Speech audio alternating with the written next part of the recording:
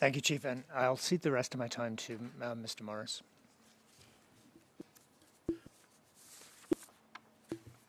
Thank you, MP Henley. Chair, I understand that MP Lemire is also open to sharing 2.5 minutes of his time.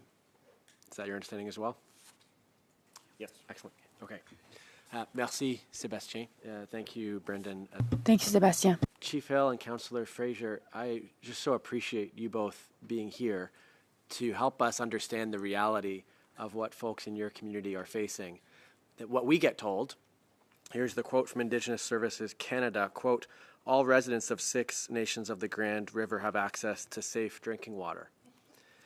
The reserve is not under a water advisory according to Indigenous Services Canada.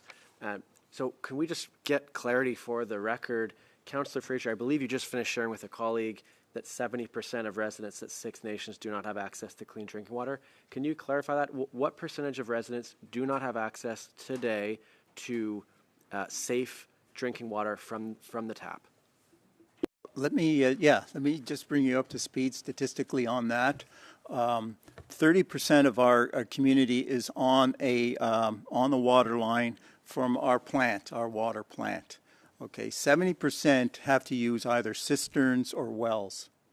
I just got a call today, since that study came out in 2022, from 2003 to 2022, that did show, it was a community study showing that the water that was coming, that was tested in all of the places, all of the areas that were not on the water line, okay, were determined to be either dangerous or unsafe. So that is the reality of the situation. So it is, there is unsafe. The thing we get from ISK is not always accurate. Thank you, Councillor Fraser. I'll just read from a CBC article that that Chief Hill participated in a few weeks back that speaks more to that. Ashley Cook says, quote, mostly everybody knows the reserve doesn't have clean drinking water. We've never, ever trusted our tap water. Is that the sense you get from most community members? Yes, no one drinks from the tap. Even if we have to buy water. So the 70% that are not on the water line buy it, and then they have to store it in a cistern. And the cisterns are not cleaned, they're not tested, and they're just left.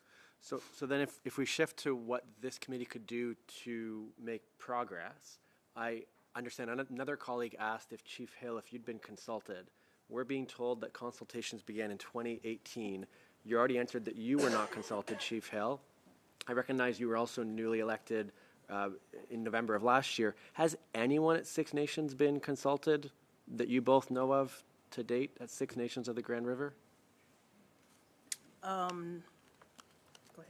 ahead. No, not that we're aware of. No one has directly approached us or the chief's office on that. So I guess this is kind of the first consultation, this committee meeting right here. Is that true? Yes, yeah. Direct, yes. Okay, well, all the more important that you're here with us today. So then, Chief Hill, you also earlier said to another colleague that you wouldn't recommend we support the bill as it stands.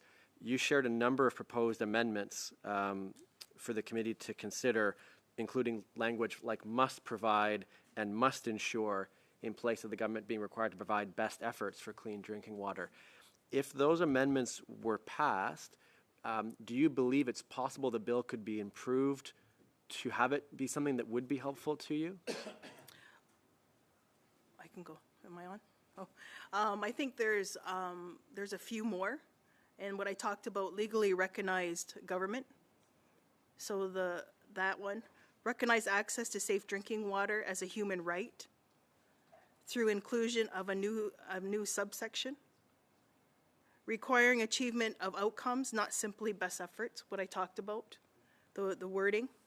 Ensure the bill guarantees access to an adequate supply of clean water, not solely for domestic fire protection and emergency management needs, but also for economic and cultural needs through an additional preambular statement and an amendment. And adequate funding for water services on First Nations lands, not simply to make best efforts. Thank you, Chief Hill. If all of those amendments were passed, would this be a bill you would support moving ahead? I think it would be closer to approving it. Because again, what we've missed in the beginning is any consultation for First Nations. Well, I really, again, appreciate you both being here to provide this kind of testimony this afternoon. Thank you. Thank you very much, Mr. Morris. And with that, we'll be turning it over to the